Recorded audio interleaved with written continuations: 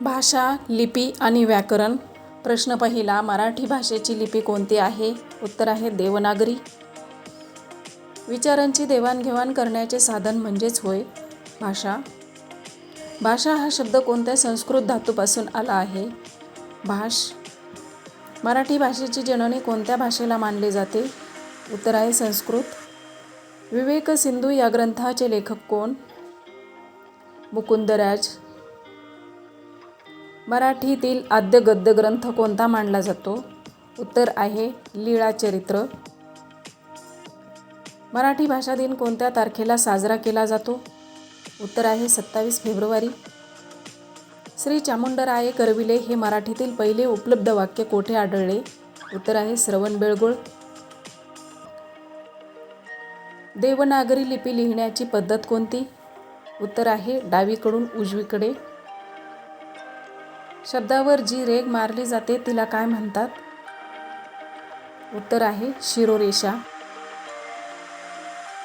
व्याकरणाला शब्दानुशासन असे कोणी म्हटले आहे? उत्तर आहे महर्षी पतंजली.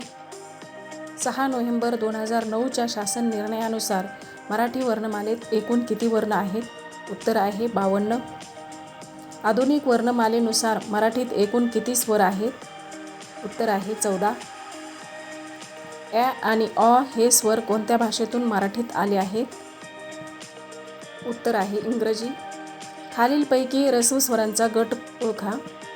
अ, इ, उ, ऋ. ए, ऐ, ओ, औ हे कोणत्या प्रकारचे स्वर आहेत? उत्तर आहे संयुक्त.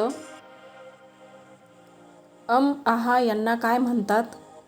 उत्तर आहे स्वरादी. वर्णमालेत क्ष आणि ज्ञ यांचा समावेश कोणाच्या शिफारशीनुसार करण्यात आला आहे? उत्तर आहे म. पासबनीस. मराठी वर्णमालेतील ह वर्ण कोणत्या प्रकारचा आहे? उत्तर आहे स्वतंत्र. य, र, ल, व यांना काय म्हणतात? उत्तर आहे अर्धस्वर. ज्या वर्णाचा उच्चार नाकातून होतो त्यांना काय म्हणतात? उत्तर आहे अनुनासिके. क वर्गातील वर्णांचे उच्चारस्थान कोणते? उत्तर आहे कंठ्य. व या वर्णाचे उच्चारस्थान कोणते? उत्तर आहे दंत्योष्ठ्य. श, श, स या वर्णांना काय म्हणतात? उत्तर आहे उष्मे किंवा घर्षक. ह हा कोणता वर्ण आहे? उत्तर आहे महाप्राण. च, छ, ज, झ या वर्गाला काय म्हणतात? उत्तर आहे च वर्ग. ॲ, अ यांचा समावेश वर्णमालेत कोणी सुचवला?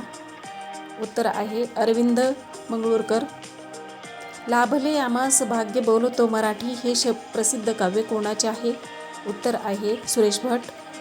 ज्या लिपीत प्रत्येक ध्वनी स्वतंत्र वर्णाने दाखवला जातो तिला काय म्हणतात? उत्तर आहे आदर्श लिपी. मराठी वर्णमालेत एकूण व्यंजने किती आहेत? उत्तर आहे 34. धन्यवाद.